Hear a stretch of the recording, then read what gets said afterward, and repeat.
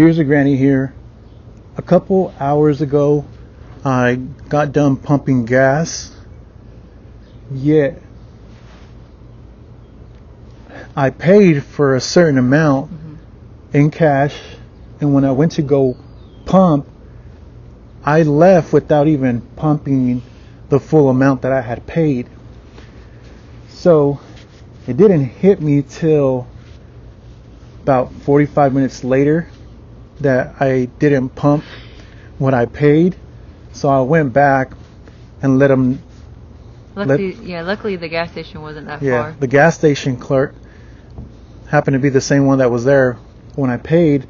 So he pulled up a receipt and he had it right there, for proof, tucked to the side. Oh, okay. And so he asked me about what time and if I paid cash or card, and of course he just gave me my money back. But it had me thinking, because you tell me all the time that I should slow down a bit. I should too, but I definitely feel as though you're more go. Sometimes, I mean, yeah, especially if you have some caffeine in you. Yeah, I'm bad about going in and out. If I need to get something done, I just go for that and I come right out. I don't get sidetracked. That might be a good thing though. Yeah. For some things. Yeah, I can see if you go into a store and you say you're going to get one thing, then you come out with several. Me. But yeah, and so I started thinking, what can I do to try to get better? Because I often say that I'm going to do so, yet I don't. It's just going to take. And I try so hard. And this goes the same with everything in general, because I say I need to slow down and think about what I'm going to say. I'm going to slow down and listen to what people say as well. Just slow down in general in life and not be so. Your mind is always racing. Well, at least speaking for myself. I see it as kind of zoning out in a way, because you would think it'd be, no, you're not zoning out, because in fact you're focused on what you're doing. But it's almost as though I've become accustomed to doing it so much that I'm not putting much thought into what I'm doing or what I'm saying, or what somebody else is saying. I've done that too. You just have to keep, I think in the moment when that happens, you have to try to just snap out of it, tell yourself, okay, slow down. Let me think before I say something, think before I do something. So you're not just the incident that happened today. I mean, that's kind of a easy mistake, because usually we always pay with a card. And you forgot that we have cash. But then also, sometimes it could be expensive, because you might remember about a year ago, we went to go drop a relative off at the airport. Of course, when you go into 1 hour parking or the parking per hour. Yes. You're right. Yes, the parking per hour. We did that. Yeah, we did the parking per hour, and I would have sworn we happened to lose that stub that the machine spits out. Yeah. That you're supposed to keep to keep and give back once you're leaving, so they can know how much to charge you. Well, we weren't even parked 25 minutes. Nope. Because we went in and out just to say bye to a relative. By the time we came back, we lost the stub. Then we took about 40 minutes trying to look for it. Because I swore I put it in the glove compartment. I swore I did, but I didn't. And then first of all, being in an airport is kind of overwhelming.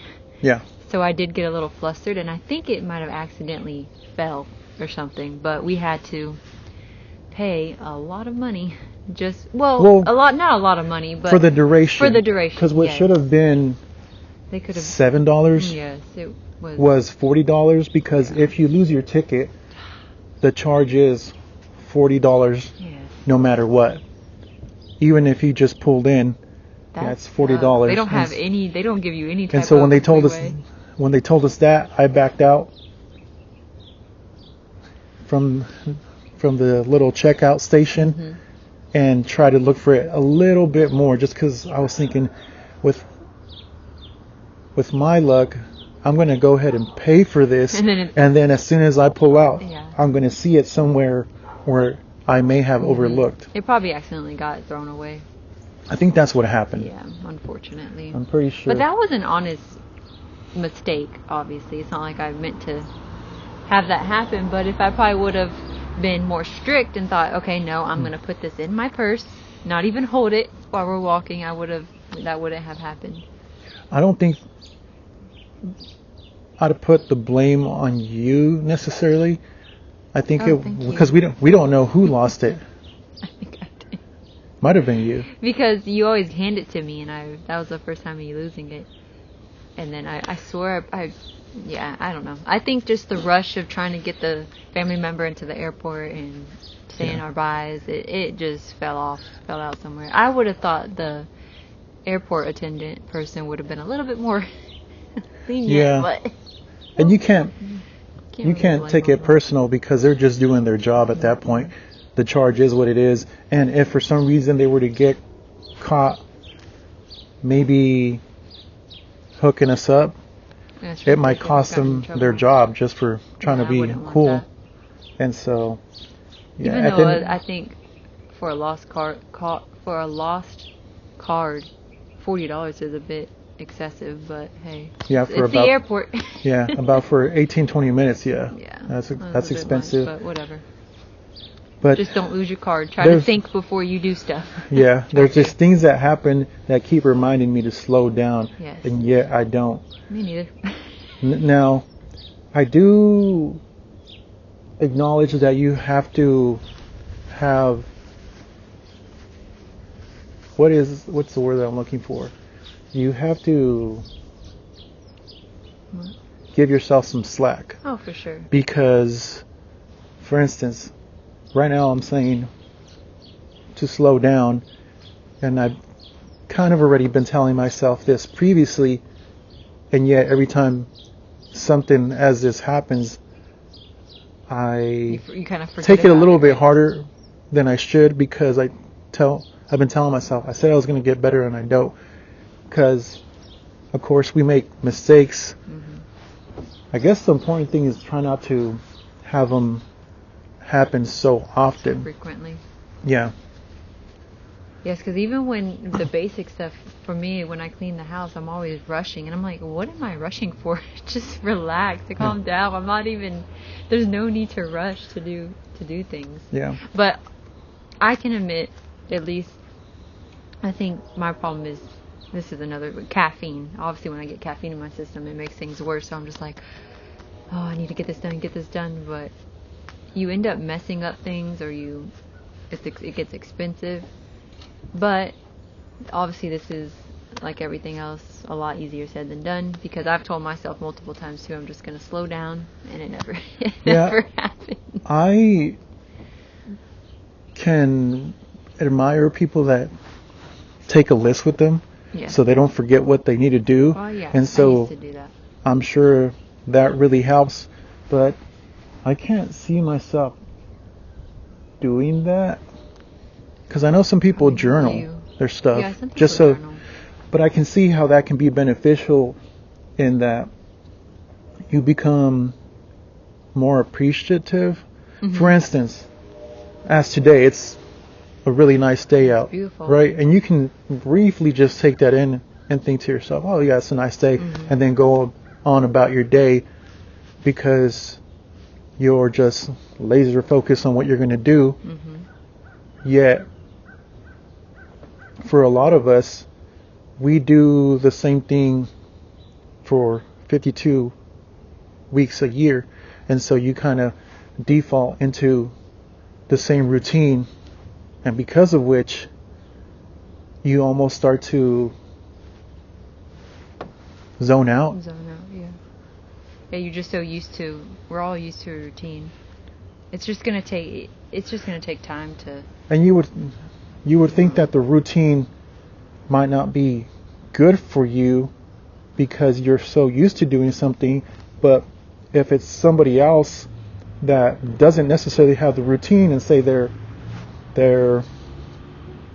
a world traveler, I guess, and say their routine is not always the same because it's different people, different things, different places, but I can see how also in the midst of that, how being all over the place, that can also keep you from slowing down. Mm-hmm. So it's not as to say, oh well, if you have this type of lifestyle, it'll be better for you than this. Yeah. But yeah. For you to feel bad about always telling yourself to slow down, it's really gonna take time.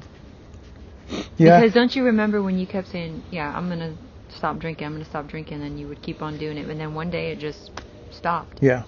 And maybe that's what's gonna happen when you're just gonna eventually really slow down and think about what you're saying, what you're doing. But who knows when that day will come? Same for me too. Yeah. Maybe once I stop drinking caffeine, that will happen. Some people meditate. I've tried it, but for some reason I feel I can't focus. It's not to say that I can't do it. I'm pretty sure if I have the right guidance, then I could. But for some reason, whenever it's just hard for you to focus. Try to fade to black. There's all these. Do you start thinking about a whole bunch of stuff? Yeah. Isn't that a sign too? I'm not obviously no doctor or whatever, but isn't that a sign of ADHD where you just can't stop going? You can't stop thinking. So maybe that's a problem too. But I can't meditate either. I've tried meditating. Actually, I tried meditating before. One time, and I remember I started crying. I don't know why, but I did. I started crying for some reason. So I never did it again. Maybe you got to there where you needed to be.